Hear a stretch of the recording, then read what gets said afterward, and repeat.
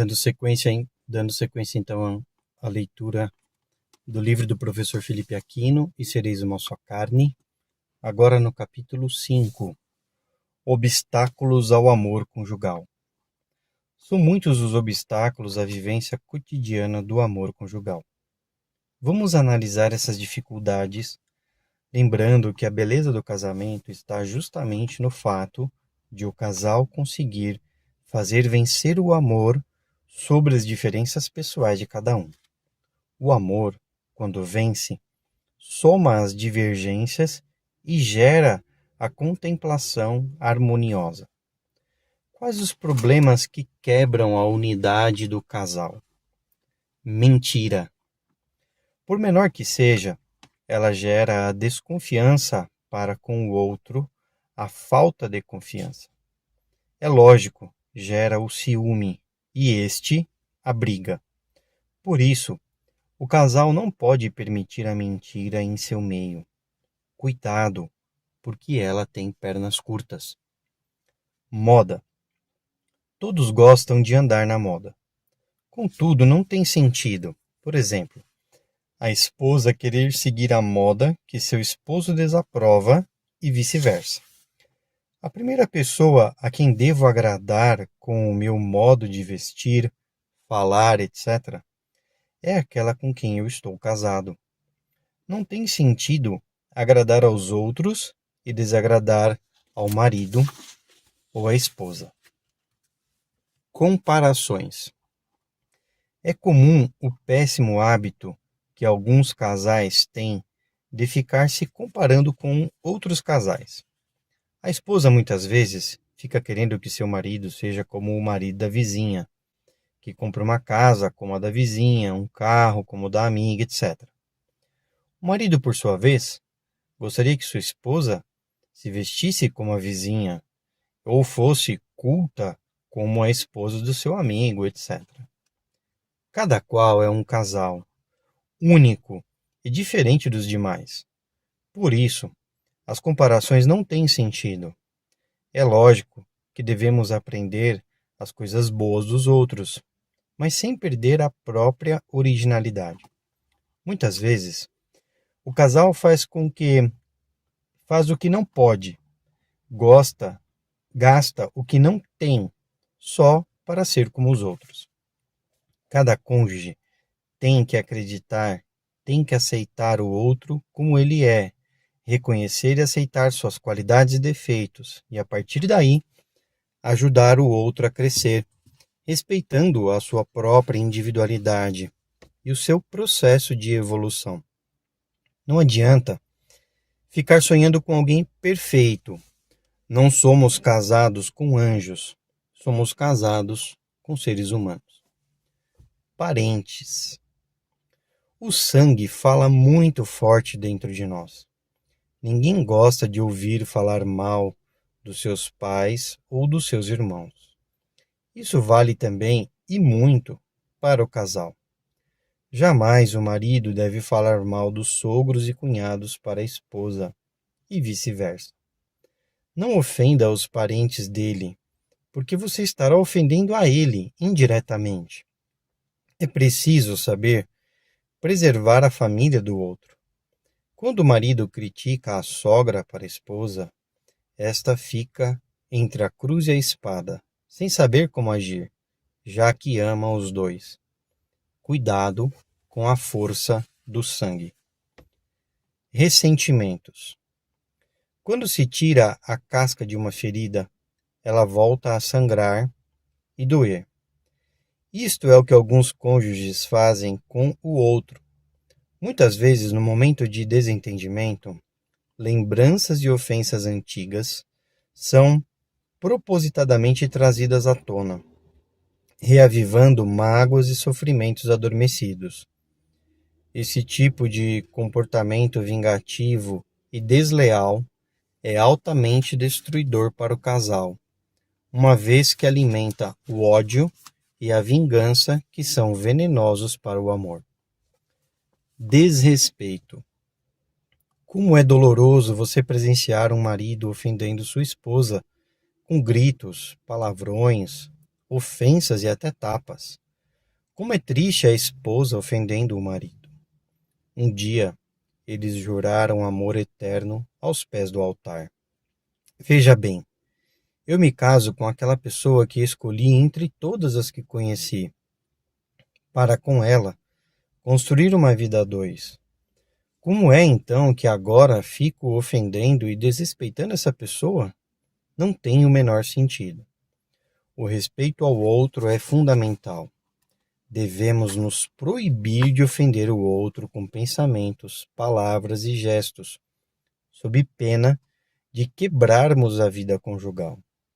Um dia, um conferencista disse em uma plateia constituída de homens: "Vou dar-lhes uma receita para que vocês sejam tratados como reis por suas esposas." É claro que todos ficaram muito curiosos. Então, o sábio conferencista concluiu: tratem suas esposas como rainhas. Brigas. O casal muitas vezes se desentende porque não combina certas coisas com clareza e objetividade. Alguém já disse que o que é combinado não é caro. Muitas discussões surgem porque as coisas não são bem definidas. Sobre cada decisão a ser tomada pelo casal, é preciso que haja acordo mútuo e compromisso de cumprir o estabelecido. Por exemplo, às vezes o casal briga porque o marido quer sair, passear, ir a festas e a esposa não gosta ou não quer ir. Ou então a esposa quer almoçar fora e o marido não quer ir para não gastar. E assim por diante. Como resolver esses problemas frequentes? É preciso dialogar e decidir caso a caso. Nem tudo ao mar, nem tudo à terra. Nem apenas satisfazer a vontade de um, nem apenas a do outro. Nos casos acima, por exemplo, o casal poderia estipular quantas vezes por mês ou por ano irá jantar fora ou passear e deixar tudo bem combinado para ser cumprido por ambos. O improviso e as indefinições é que geram as brigas. Conheci um casal que tinha combinado até a hora da briga. Só discutiam no quarto na hora de dormir. Acontece que, na maioria das vezes, quando chegava a hora da briga, o sangue já tinha esfriado e a briga não acontecia, acabavam se entendendo. Dinheiro. São Paulo disse a Timóteo que o amor ao dinheiro é a raiz de todos os males. E São Francisco de Assis o chamava de esterco do diabo. De fato, é muito fácil o homem se tornar escravo do dinheiro e complicar todas as coisas. Dizem os entendidos em casamento que o casal briga mais quando sobra dinheiro do que quando este falta. Quando sobra dinheiro, o casal se desentende sobre a forma de gastá-lo. Às vezes o marido quer trocar o carro, enquanto a esposa quer trocar os móveis e assim por diante. Se não houver maturidade do casal, o dinheiro pode dividi-lo de muitas maneiras. Todo o dinheiro do casal, independente de quem ganha, deve ser colocado em comum, ambos opinando e decidindo sobre o seu uso. Além disso, é preciso todo cuidado para que um deles não se torne escravo do dinheiro a ganhar, ficando sem tempo para o outro e para os filhos. Seria uma lástima. Há casais em que a esposa não sabe quanto ganha o marido. Há mulheres que roubam dinheiro do marido. Aí não há casamento. Educação dos filhos. Este ponto também é de grande importância para o casal. O essencial é que o casal seja unânime na educação, isto é, ambos devem agir da mesma forma, sem se contradizerem naquilo que dizem e fazem para os filhos. Por isso, é preciso que o casal seja unido e dialogue muito, de modo a encontrar a forma comum de conduzir os filhos. Caso contrário, os próprios filhos podem aumentar as divergências entre o casal, fazendo ampliar as brechas existentes no relacionamento dos dois. Especialmente, os filhos adolescentes poderão, nessa idade delicada, jogar um contra o outro se o casal não for bastante maduro e unido. O casal precisa buscar a unanimidade em seus valores morais, religiosos e humanos, para transmiti-los sem divergências aos filhos. Temperamento. Muito se fala em fracasso de casamento por incompatibilidade de gênios. Em primeiro lugar, se a diversidade de temperamentos existe entre ambos, ela poderia ter sido identificada no namoro e no noivado e evitado o casamento. A maioria dos casais, os cônjuges têm temperamentos diferentes, e é exatamente a harmonização dessa diferença, forjada pelo amor vivido a cada dia, que faz a beleza da vida dos dois. Não há temperamento forte ou difícil que não possa ser curado ao fogo do verdadeiro amor. E se isso não ocorrer, é porque o amor não é ainda suficientemente intenso. O amor é mais forte do que a morte e dobra qualquer temperamento impetuoso. Ainda que os temperamentos sejam adversos, o casal poderá ser muito feliz se a sua maturidade superar as diferenças pessoais. É preciso que o casal saiba valorizar aquilo que tem realmente valor em sua vida, para não permitir que quimeras e coisinhas insignificantes perturbem o seu caminhar, comprometendo a construção do projeto de vida a dois. Construir um casamento, uma família, um lar, é como realizar uma grande obra. O projeto deve ser desenvolvido dia após dia, olhando-se sempre para o objetivo final a ser atingido, e para que não surja o desânimo no meio do caminho. Quem não sabe onde quer chegar, não tem forças para caminhar. E isso ocorre com muitos casais. Quando se está decidido a chegar ao topo da montanha, não se desiste de subi-la. Para se edificar a própria família, é preciso maturidade. E só se cresce quando se sabe renunciar a si. Se o gênio impetuoso perturba o seu casamento, domine-o, para que ele não destrua a sua felicidade conjugal. Um grande homem não é aquele que domina os outros, é aquele que domina a si mesmo. Indelicadeza e reprovação. A falta de delicadeza e atenção é um dos pontos tristes no relacionamento de alguns casais. Um tratamento frio e desatencioso revela a falta de amor e de união. É fundamental que cada um incentive o outro a ser melhor e faça elogios na hora certa. É preciso notar o esforço que um faz para agradar o outro. Quantas mulheres se queixam de que o marido não nota e não elogia o seu penteado diferente, o seu vestido novo, etc. São detalhes que se tornam fundamentais, principalmente para as mulheres. A ingratidão e a indiferença doem profundamente. Às vezes, um se esforça para agradar ao outro, fazendo um sacrifício para contentá-lo e, no entanto, percebe que seu esforço não foi nem observado. Pior ainda é a falta de atenção. Pior ainda que a falta de atenção é a reprovação.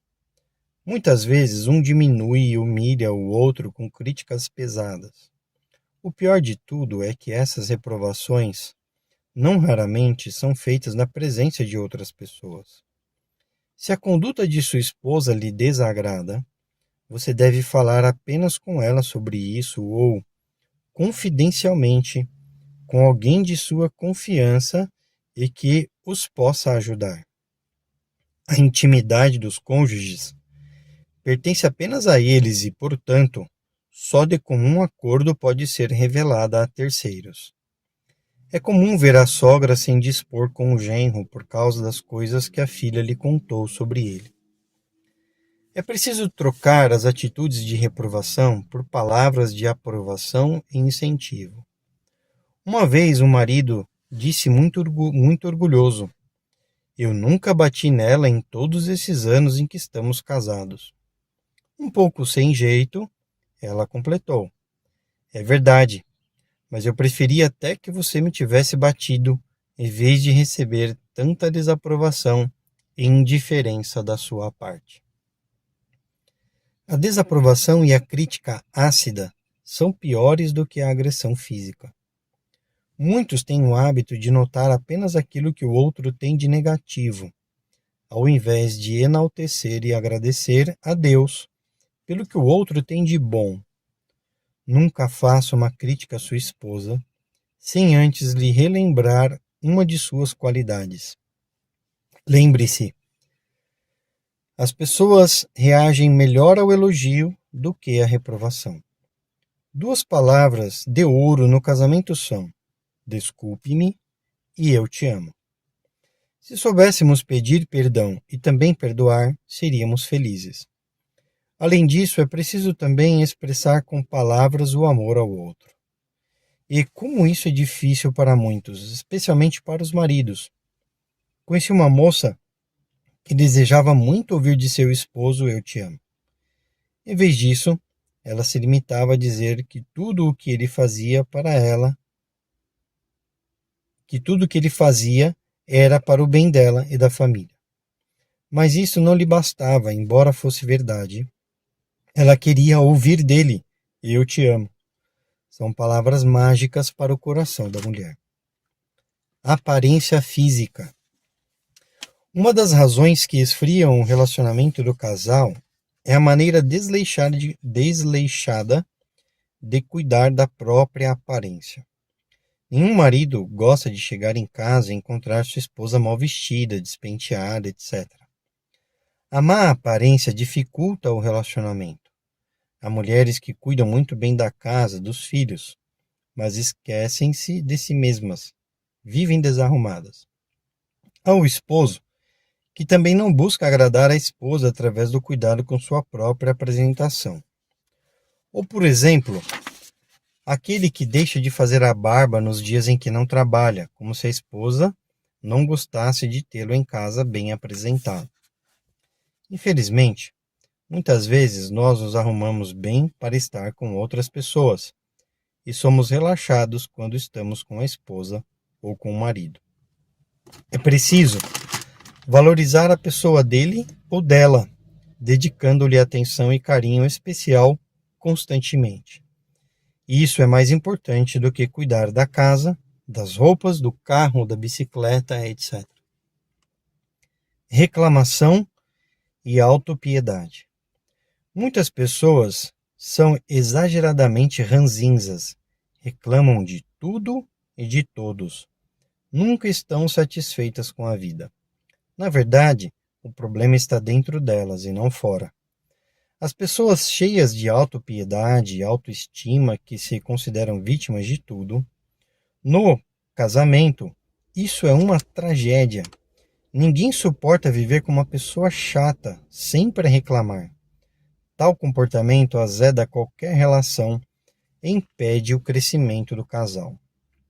A maioria das pessoas tem o péssimo costume de descarregar sobre os outros os seus problemas e nervosismos.